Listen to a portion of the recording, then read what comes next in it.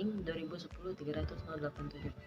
Baik, di sini saya akan mengulas kembali materi kelompok 1 yang berjudul Pengambilan Keputusan Kelompok dan Pengembangan Organisasi.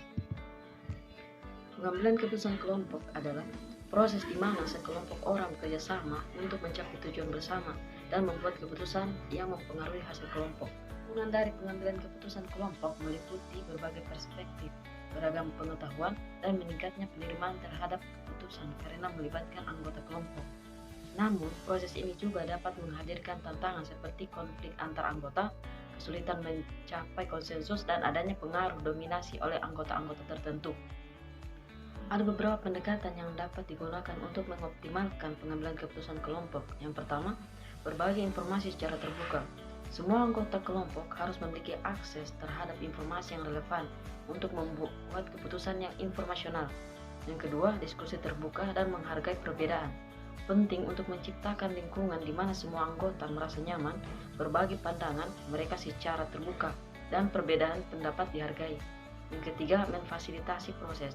Seorang fasilitator yang netral dapat membantu memandu proses pengambilan keputusan kelompok dengan mengelola waktu, memastikan setiap anggota memiliki kesempatan berbicara, dan mengelola konflik. Baik, selanjutnya pembahasan mengenai pengembangan organisasi. Pengembangan organisasi adalah serangkaian aktivitas yang dirancang untuk meningkatkan efektivitas dan kinerja organisasi secara keseluruhan. Ini melibatkan upaya untuk memperbaiki berbagai aspek organisasi, termasuk struktur, budaya, proses bisnis, dan sumber daya manusia.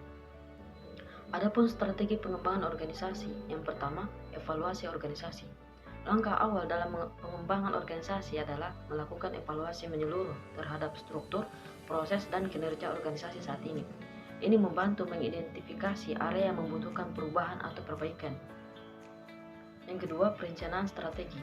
Organisasi perlu mengembangkan rencana strategi jangka panjang yang jelas untuk mencapai visi misi mereka. Rencana ini harus melibatkan tujuan yang spesifik, strategi tindakan, dan penugasan tanggung jawab yang jelas kepada anggota organisasi. Yang ketiga, komunikasi dan kolaboratif. Membangun budaya komunikasi terbuka dan kolaboratif sangat penting dalam pengembangan organisasi. Ini melibatkan memfasilitasi aliran informasi yang efektif, mempromosikan dialog terbuka antar anggota organisasi, dan mendorong kerjasama tim. Pengambilan keputusan kelompok yang baik juga dapat membangun budaya kolaboratif di dalam organisasi. Budaya ini, anggota kelompok merasa nyaman untuk berbagi pengetahuan, berdebat dengan argumen yang kuat, dan mencapai kesepakatan bersama. Budaya kolaboratif yang kuat menciptakan lingkungan yang mendukung inovasi, pertumbuhan, dan keberhasilan organisasi. Selain itu, melibatkan anggota kelompok dalam proses pengambilan keputusan dapat meningkatkan keterlibatan mereka dan menciptakan rasa kepemilikan terhadap keputusan yang mereka ambil. Ini dapat meningkatkan motivasi individu dan keterlibatan dalam mencapai tujuan organisasi. Pengambilan keputusan kelompok dan pengembangan organisasi adalah dua aspek yang saling terkait dalam konteks organisasi. Melibatkan anggota kelompok dalam mengambil keputusan dapat membantu menciptakan iklim partisipatif yang mendukung pengembangan organisasi yang sukses.